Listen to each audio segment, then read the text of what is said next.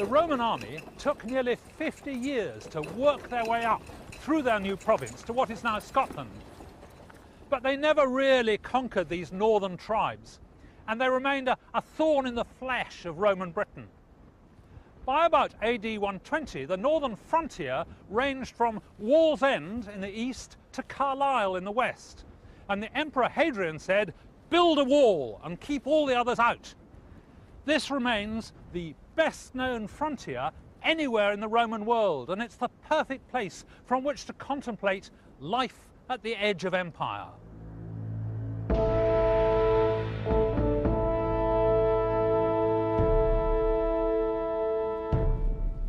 Hadrian's Wall runs for 73 miles altogether, 80 Roman miles because theirs were a bit shorter than ours, and it takes a wonderfully spectacular route because it follows the line of a natural ridge that runs across the country. You can see that with the northern side of this ridge, which is very steep, it made a formidable barrier to keep out those troublesome tribes from the north who might otherwise have tried to come south and cause trouble. Every mile along the wall there was a little defensive fort. These were called mile castles, and this is Mile Castle 37.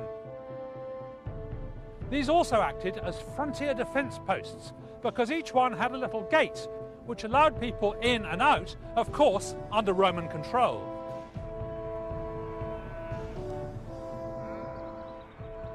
Along the wall, at irregular intervals of between about 4 and 8 miles, they also built forts.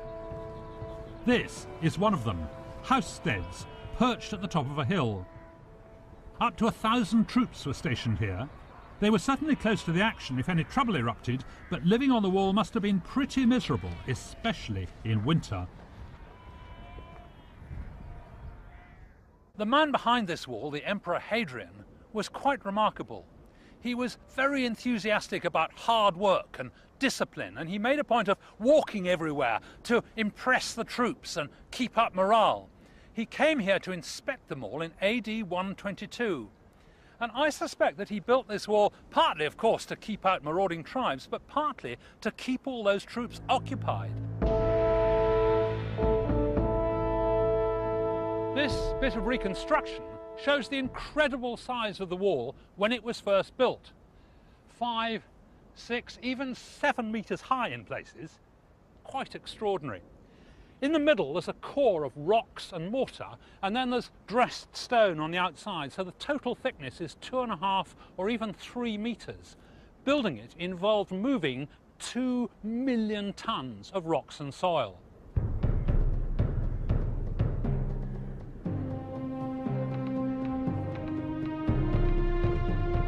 Three legions were involved in the construction, each one divided into cohorts and further divided into centuries, each commanded by a centurion.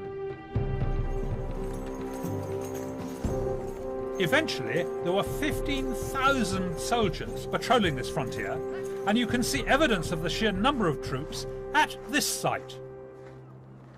These are the remains of a fort called Arbea, a little south of the wall, across the Tyne in what is now South Shields.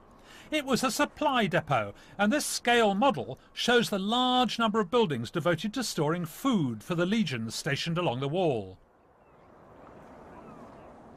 In those days, of course, there were no potatoes. They didn't come in for hundreds of years, and rice was even later.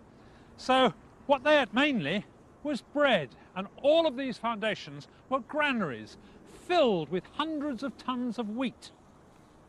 They say that the Roman army marched on its stomach, and what that stomach was filled with was bread. The surprising thing is that the soldiers apparently baked the bread themselves, and in a rather unusual way. Archaeologist Alex Kroom, a member of the local reenactors group, has worked out the whole baking process.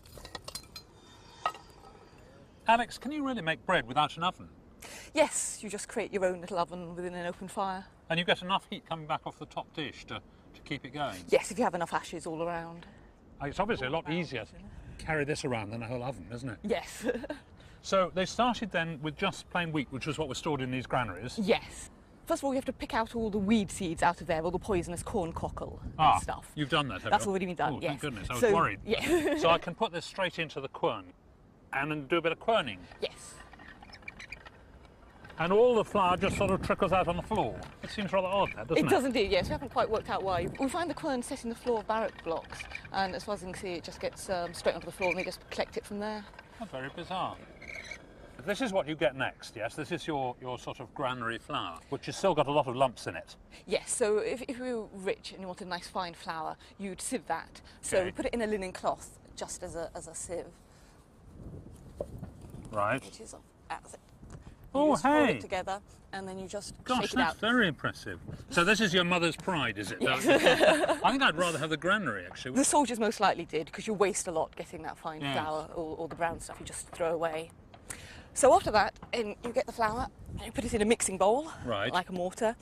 We put yeast in. They often use beer to actually get the yeast. And then some sort of fat. Here we're using sort of imported olive oil. I put olive oil in my bread too. That was normal, was it?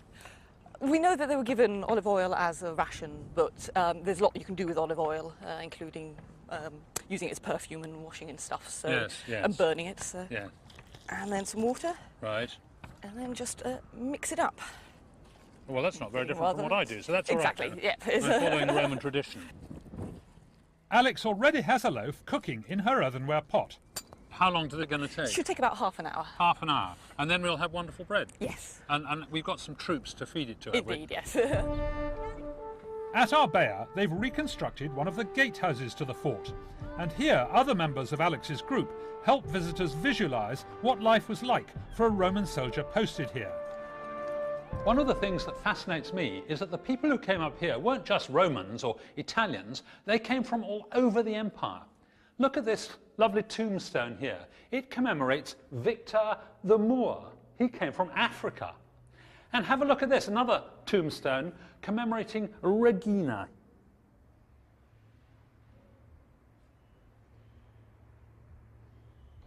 Here she is. She died when she was 30 years old. She was originally from a tribe based in St. Albans. She was a slave, she got freed, she married her former master, a chap called Barates, and he came from the Syrian desert. As a result, the inscription here is written in Latin, but also in his native tongue, which is Aramaic. The rebuilt fort at Arbea is a good place to work out defensive tactics that troops would have used here and along Hadrian's Wall. One technique is suggested by a number of shaped stones found here. Archaeologist Bill Griffiths has studied them. Bill, this just looks like a pile of stones to me. Well, in a way you're right, but when you look closely at them, you'll see they're actually rounded stones with flattened sides. Oh, yeah. And you mean these are actually found on sites like this? Yet they're found on Roman military sites throughout the empire, particularly here at South Shields and at Wallsend Roman Fort as well. And they've been made this shape, partly so you can stack them like this. And for years people thought they were probably for artillery devices. But in fact, we think they're actually a more simple weapon than that. They're simply designed for throwing by hand. The evidence comes from carved decorations in Rome. These clearly show soldiers throwing stones as they defend the fort at Verona. What we found with our experiments is using people who dress up as Roman soldiers is without any training they can cover the whole area of the ditches, the whole 30 metres from the fort wall to the outer edge of the outer ditch very easily.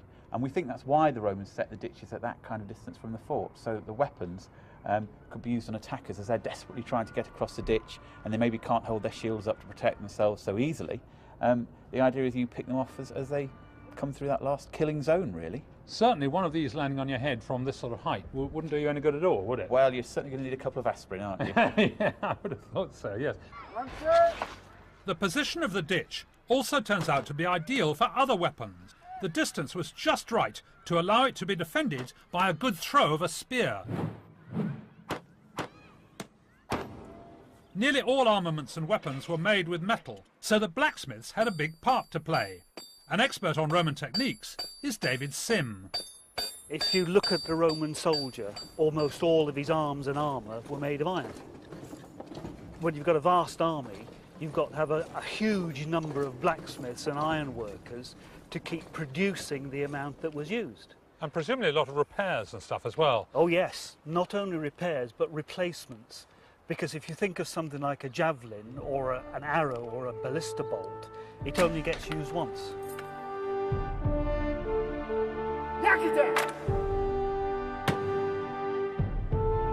What David's making is the sharp end for a ballista bolt. Hot enough? Yep. Okay, let's see you finish that arrowhead. You've got 3 minutes and 10 seconds.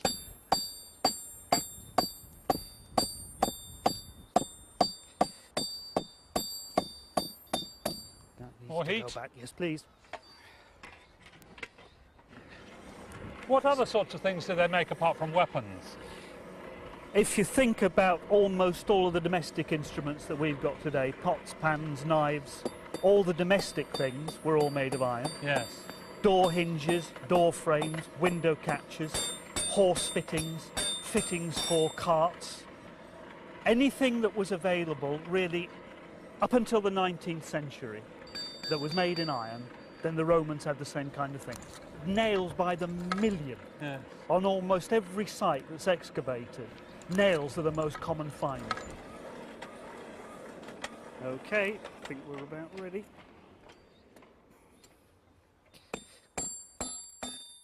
Having shaped the sharp end, David starts flattening out the metal to create the socket for the wooden shaft. Now it's got to go back in the fire again. Right. Even though David can knock up an arrowhead in a few minutes, it would have taken an awful lot of blacksmiths to supply the needs of all the troops up here, defending the Age of Empire. There you are. So that's the final stages then. Yep, just close that socket up like that. So all you've got to do now is stick a wooden shaft in Yes. there. Let's see if it fits then. Okay.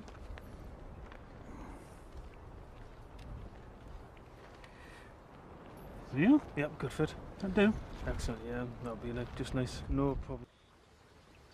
This is Vindolanda Fort, a mile south of the wall, and here in the corner are the commanding officer's quarters.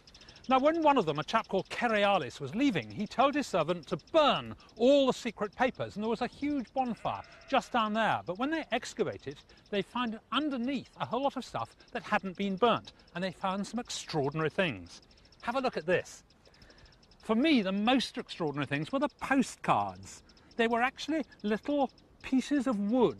Down in the Mediterranean, they would have used papyrus, which they made from the leaves of the plants that grow in Egypt and Sicily. But up here, they couldn't get papyrus, and so they used wood, very, very thin wood, almost like veneer. And they would write messages on one side and the address on the other, just like we would with a postcard. And then sometimes they would fold them over to keep the message secret. Now, most of the postcards they found here were actually messages sent to people in the fort, incoming mail. But also there were some that were copies of letters that they'd sent out. They were office copies. So we have some tantalising glimpses of what life was actually like here in the fort. Unfortunately, the originals are so fragile, they're all at the British Museum. Written in Latin, of course, the fragments tell us that domestic life in the fort was something we'd recognise. There are orders for foodstuffs, such as chicken, eggs, venison, olives and apples. Oysters are mentioned, a Roman favourite, and pepper, which would have been an expensive luxury up here. There's a request for someone to send hunting nets, probably to bag wild boar, and there's some wonderfully mundane information. There's an order, for example, for 20 pairs of socks, 2 pairs of sandals and 2 pairs of underpants. It must have been perishing cold up here for those Romans. But my favourite postcard of all is this. Well, this is just a copy of it. It's an invitation to a birthday party, and it came to the commander's wife here, who was called Lepidina, from a lady called Claudia Severa, who was the wife of a commander in some other fort. And what it says is, on the 3rd day before the Ides of September, sister, for the day of the celebration of my birthday, I give you a warm invitation to make sure that you come to us, to make the day more enjoyable for me by your arrival. And just look at the details of this beautiful writing. Now, it's quite clear that some of this writing is very, very regular, and I reckon this must have been dictated to a scribe. It was almost like getting it typed, because then she actually put her own salutation at the end. I shall expect you, sister. Farewell, sister, my dearest soul, as I hope to prosper, and hail. Isn't that lovely? These messages are a reminder that one of the most important things the Romans brought to Britain was literacy. That wasn't the only writing system they found here at Vindolanda. They also dug up a whole lot of wax tablets, rather like this one. You see there are two bits of wood hinged with a thick layer of beeswax on the inside of each, so that when you hinge them together, both sides would be protected. Now you would write on one of those with a stylus like this, a metal stylus, and I'm going to write a V for Vindolanda. And you could obviously write notes to other people or notes to yourself. It was like a sort of personal organizer of the 1st century AD. And when you'd finished and you wanted to change it and chuck that bit away, you used the other end as a rubber. You would just scratch over your wax and smooth it out, and you could start again. Very, very neat, a reusable personal organizer. It's obvious that they were really useful for temporary storage, for writing little notes or sending instructions to commanders further down the line.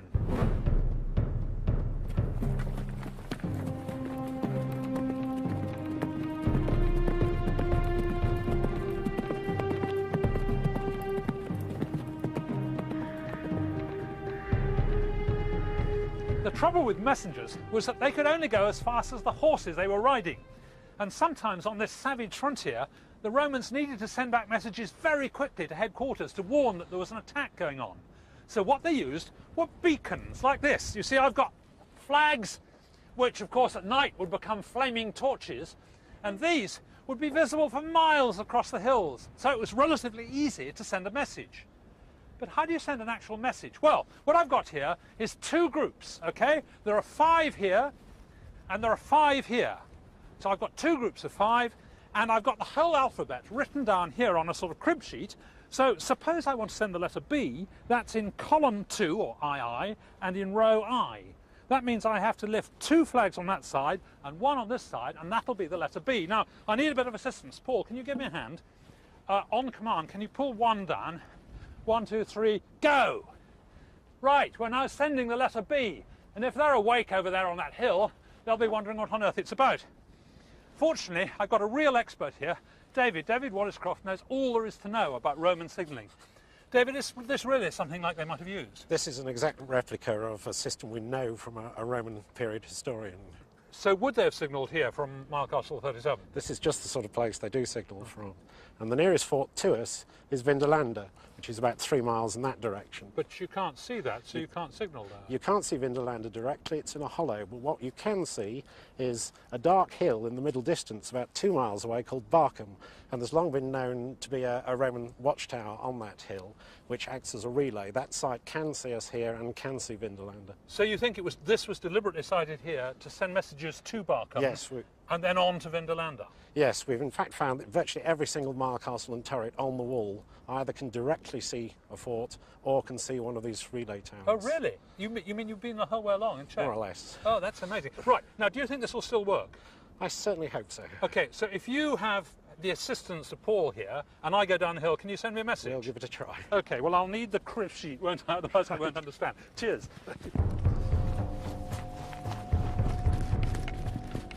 Right, this should do it.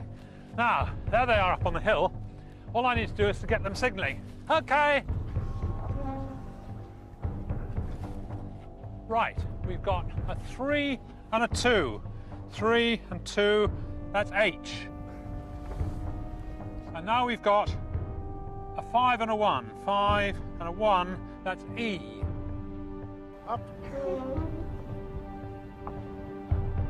Now we've got a 2 and a 3. 2 and 3 is L. H, E, L. Up. And a 1 and a 4. H, E, L, P. They want help. Well, there's not much help I can give them, but maybe I should send them a message, at least to cheer them up a bit. One of the problems with that sort of signalling is that it required me to count the number of flags, which is actually quite difficult to see from this distance. You can't resolve them easily. So I'm going to send a signal back that depends not on counting, but on timing.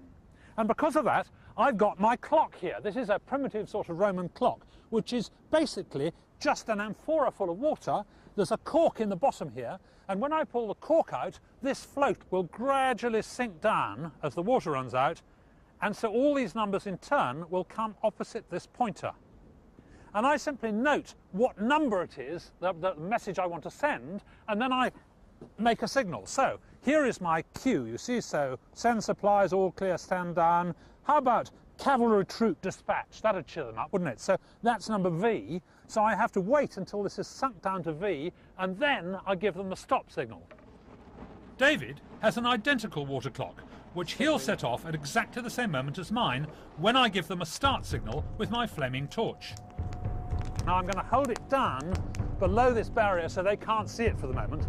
What I need to do is to hold it up to make sure they're awake, and then when they've lifted theirs, I'll drop it and at the same time whip out the bung out of my amphora. Now then, just get ready with the bung. Okay, up with the beacon. Okay, signalling, acknowledge. There, they've lifted theirs, they're watching. So now we'll go 1, 2, 3, down and out with the cork. Go. Boom. And now I've just got to wait until this gets down to V, because that's the message I want to send.